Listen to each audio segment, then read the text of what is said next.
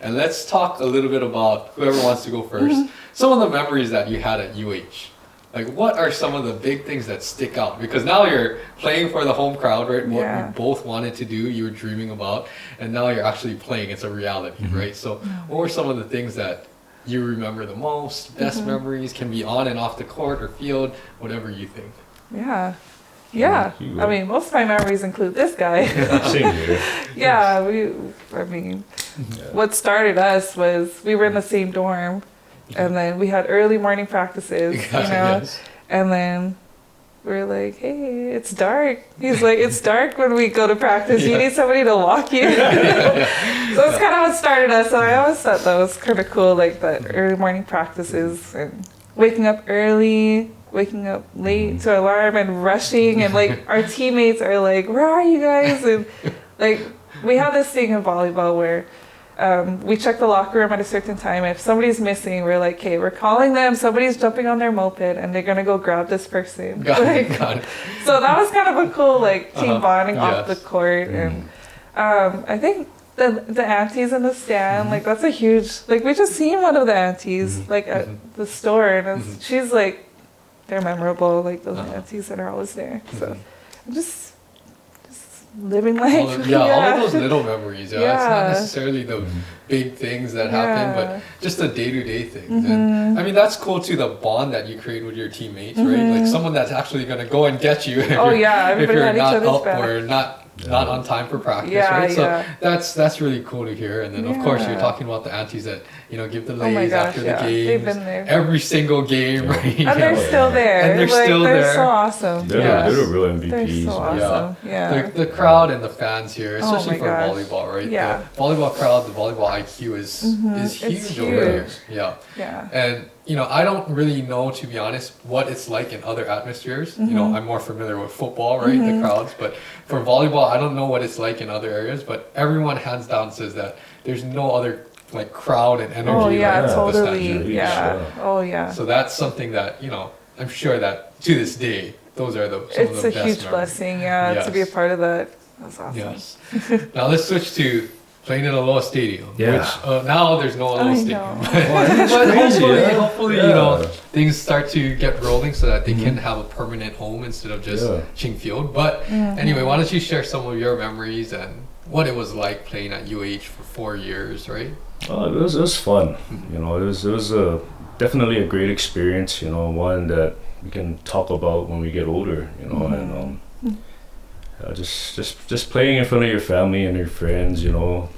Making plays. Making a big play, and then everybody going nuts. It was good fun.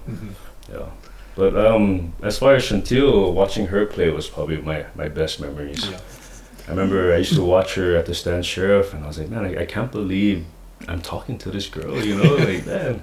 Stop. It's crazy. Sorry, I'm not trying to earn more brownie points, but oh man. It was good fun. I definitely cherish those memories, man. And on top of that, I made some great friends, like friends that they're like my brothers. We still have this group chat. We still check on each other, see how we're doing. And I love those brothers, bro. Never gonna find friends like those guys too, man. No, that's so true. Like all of the things, experiences that you've been with, right, or been through with your teammates, with practice, games, all the obstacles and even all the good times, you create that bond that still lasts to this day. So those are definitely some good memories. And you kind of touched on it. I wanted to ask now because, when you guys watch each other play, that's a whole different experience. One, you're not really in control with what happens, right? You're not the one on the court or on the field, right? So what is the experience like for you guys when you watched the other person play?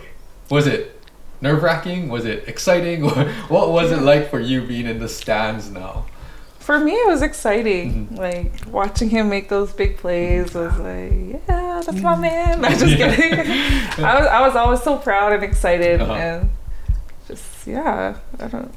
Now, because you come from a big football family too, Yeah. How was that on Marcus? What was the conversations like after the games? Good and bad conversations. It was always good. Yeah, it was always good. Yeah. You know, Chanteal's family was super supportive, you know, and they always provided that encouragement, you know, and they motivated me, to be honest.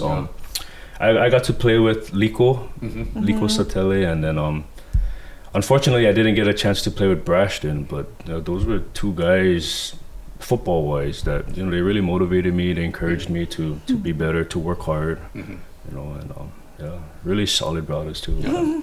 Sometimes having that, they're just right before you, right? Just a little bit before you, but sometimes that helps because they can give you some guidance or maybe perspective that you don't have at that point in time, right? And then, like you said, that can motivate you, that can make you work harder. So all of those things, I mean, I'm sure it helped to elevate your game at UH, right? Yeah, and then when I first came in, it was actually Liko that brought me in and kind of made me feel comfortable with the position group. He pretty much showed me the ropes. He was one of the upperclassmen that took a time on this rookie, and I'll always appreciate that. And then Brashton on the side, just giving me pointers like what to work on, like lifting wise, training wise. I heard stories about this guy on Kipapa Drive racing cars. I was like, I need to get on this guy's level. This guy's a workhorse. Still is to this day. No, that's crazy to hear some of the things. And then that's another thing that we've talked with, other athletes that have come on. Sometimes you don't know those things until you actually get exposed to it, right? Whatever it is, like how hard you're working with training, what types of things you can do to get faster, stronger, all of those things. And when you have someone that can kind of open your eyes to, this is the realm of possibilities, right? It starts to make you work towards that level. Just gives you a clearer vision of what you're supposed to go after. Yes. So now on the flip side, thinking about when you were watching Chanteal and all of that, what was that experience like for you? I was so starstruck. I was so proud. I never did. To be honest, I never worried about her because she had such a calm demeanor. She was so graceful the way she played. Every time she was one of those that I remember. Every time she made a big play, it was like, let's just get back and just make another play. It was like football, we all celebrate. I mean, I used to do that. I never made as much plays as Chanteal did, but I was like, I'm going to take advantage of every single play I made. I'll let them know I made that play, That is true. When you think about that too, it's different because the consistency, like a D lineman, right?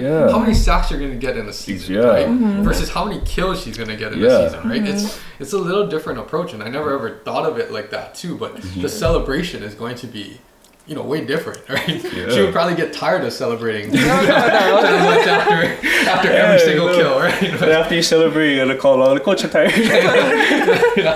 But no, that's interesting to hear, and then your perspective of how she's playing. What other things did it help you to kind of offer more support or understand to what volleyball was like watching her? What helped is after the games, we would, especially home games, we would always link up and just brief on everything and the backside of everything. It wasn't easy. Like I'll just be honest, like my route at UH was not easy. Like if you ask any of my teammates, I was Dave's favorite. Like that's my girl. Don't have to get into details, but it was a rough road for me to go through all that. And he was always there, like after every game, every practice that I would go through stuff. It was nice to have somebody that understood like that pressure and that what am I trying to say? Like you're trying to fight for a position and you're trying to stay on the court or the field. And so he kind of understood and